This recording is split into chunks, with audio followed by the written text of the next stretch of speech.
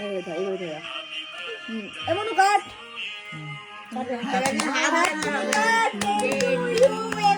Happy birthday to you, Suhashi. Happy birthday to you. Happy birthday.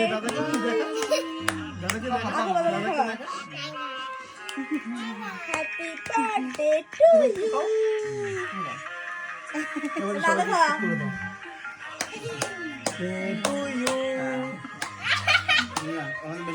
কাটো কেটে ওইটা পুরো ফুদে না বড় ফুদে আগে বল এটা নানি দিয়ে কেটে দিছি